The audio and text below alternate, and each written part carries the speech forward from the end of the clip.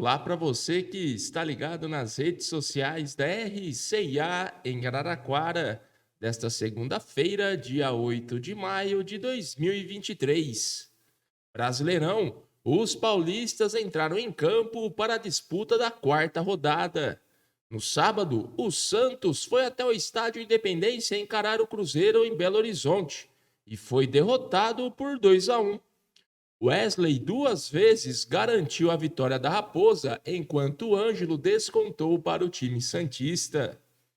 No domingo, o São Paulo recebeu o Internacional no Morumbi e venceu por 2-0, com gols marcados por Luciano de pênalti e Pablo Maia. Já o Palmeiras não tomou conhecimento algum do Goiás e goleou por 5-0 em Goiânia. Arthur, Rafael Veiga, Hendrick, Dudu e Sidmar Contra marcaram os gols da partida.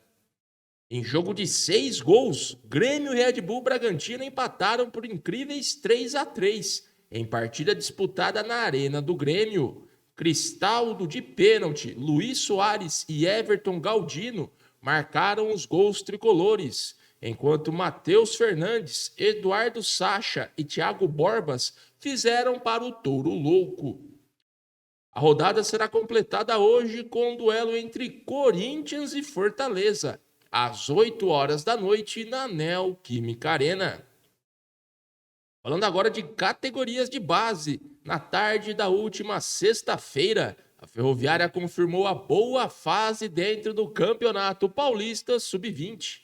A equipe encarou o Taquaritinga e goleou pelo placar de 5-0, em partida disputada no Estádio do Botânico pela quarta rodada. A Locomotiva começou abrindo 3-0 logo no primeiro tempo, com 2 gols marcados por Cantarelli e outro por Pedro Paulo.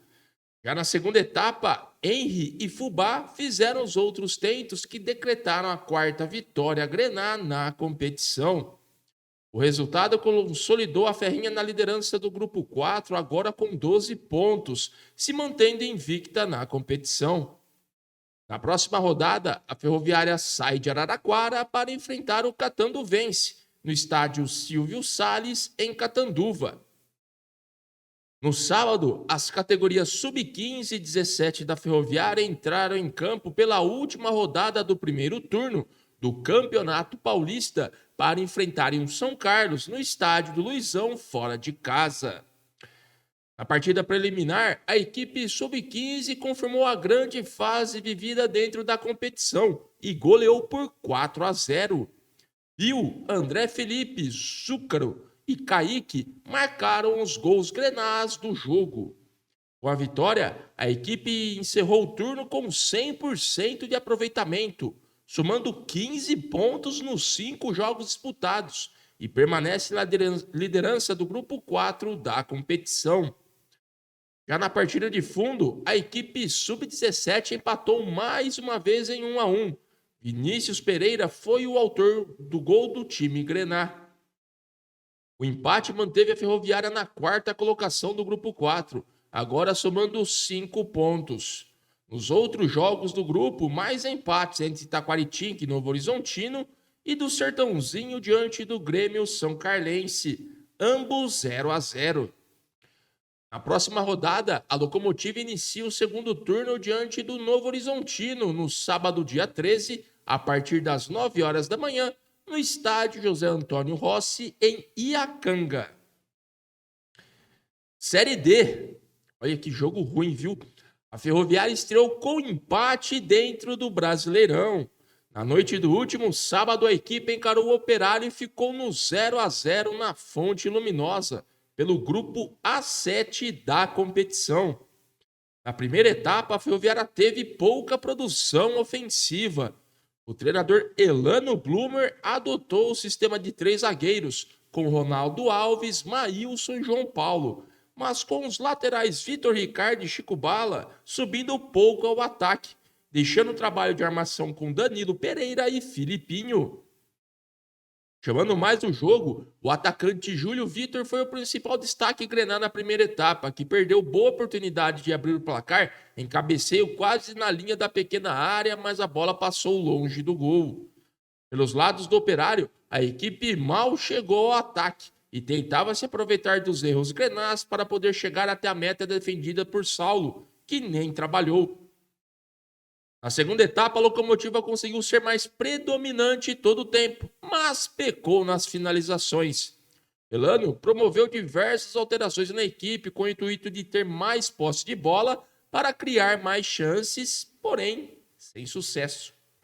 Após 35 minutos, a partida começou a ficar mais nervosa, com o Operário praticando, entre aspas, o antijogo, com jogadores caindo por diversas vezes alegando cãibras. A reta final descambou com a arbitragem aplicando cartões amarelos para os jogadores de ambas as equipes, inclusive para Elano Bloomer, que não conseguiu ter uma noite feliz com a Ferrinha diante de sua torcida. Com o resultado, a Ferroviária somou seu primeiro ponto na competição, mas segue com apenas uma vitória jogando na Fonte dentro da temporada, uma vergonha. Na próxima rodada, a equipe enfrentará o Maringá no sábado, dia 13, às 7 horas da noite, no estádio Willie Davids, no Paraná.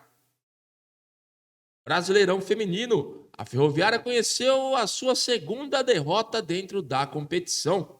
Na tarde do último domingo, a equipe foi superada pelo placar de 2-1 diante do Flamengo em partida disputada na Fonte Luminosa. O time rubro-negro abriu o placar no final da primeira etapa, com Crivellari aos 48 minutos. Antes, a equipe havia desperdiçado penalidade com Darlene, carimbando a bola no travessão. Na segunda etapa, as guerreiras grenás voltaram melhor e conseguiram chegar ao empate aos 16 minutos, após belo lançamento de Sochor para Aline Gomes, que entrou na área e bateu na saída de Bárbara para marcar um belo gol. Porém, aos 20 minutos, a zagueira Camila fez falta dura em Jucinara, recebeu o segundo cartão amarelo no jogo e foi expulsa pelo árbitro. A partir daí, a Ferrinha acabou ficando mais no campo de defesa, segurando a pressão do adversário.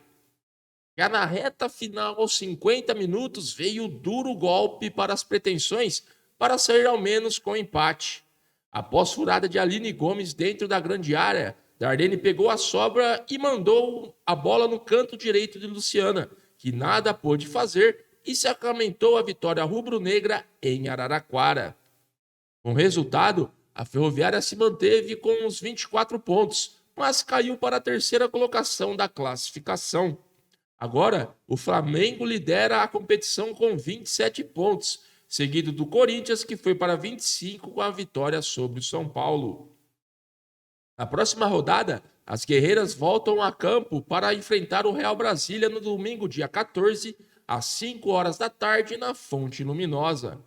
Antes, a equipe tem duelo contra o Corinthians pelo Paulistão Feminino, nesta quarta-feira, às 3h30 da tarde, também na Fonte Luminosa, pela segunda rodada.